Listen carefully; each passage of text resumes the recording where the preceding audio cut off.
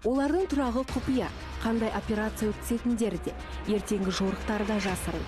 Қимылы шапшаң, соққысы жойқын. Біз ел тыныштығын кірпік қақпай күзетіп, керек кезде басын бәйгеге тігетін жылдам қимылдайтын арнайы жасақ туралы айтып отырмыз. Олардың негізгі мақсаты қоғамдық тәртіп пен қауіпсіздікті қамтамасыз ету. Тәуліктің кез келген уақытында ауа райының түрлі құбылыстарына қарамастан, шақыртулар мен штаттан тыс жағдайларға дайын болуы керек. Жедел қимылдайтын арнайы жасақ қызметкерлеріне қойылатын талап қатаң. Жауынгерлер жұмысқа қабылданарда алдымен ішкі істер органдарында бірнеше жыл қызмет атқаруы керек. Осыдан соң ғана жасаққа іріктеліп алынады. Қызметкерлерден ең бірінші дене бітіміне қарай спорттық разряд талап етіледі. Кейін толық медициналық тексерістен өтіп, заң аясындағы және логикалық сұрақтардан тұратын тест тапсырады. Арнайы жасақтың бір мүшесі атану үшін үміткер ең алдымен қызметіне психологиялық тұрғыдан дайын болуы тиіс. Бізде арнайы талап қандай қойылады? Ең бірінші сарбаз психологиялық тұрғыдан бір қалыпты болу керек.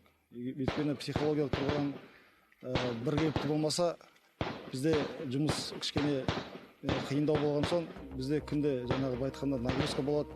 Полистойкий щит дейді, 5 класс, 5 класса дейді. Салмағы 30-1. Щитті кімге бекітеміз?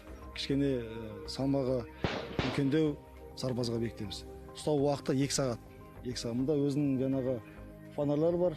Мына жерде регулировка болады. Тағы да мысалы бұл нәрсе жаудың жаңағы назарын аудару мәселесінде қойылған.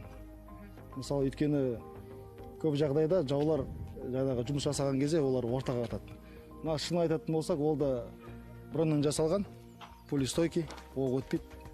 Автоматында тапаншаның да оғы өтпейді. Біздің үстіміздегі бронежилет, оның салмағы 13-500 кг, 13 кг 500 грамм.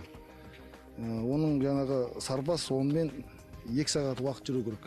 2 сағаттан астам жүру жаңағы болмайды, денсаулыққа кішкене не болады. Тактика бірден тұрмайды.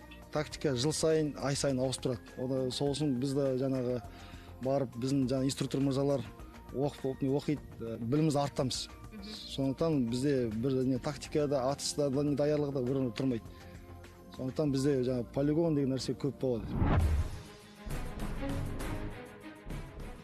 Жедел қимылдайтын арнайы жасақтың құрамында әйелдер взводы да бар. Ал мұның құрылудағы басты мақсаты халықаралық канондарға сай әйел қылмыскерлерді ұстау, оларды изоляторға жеткізу.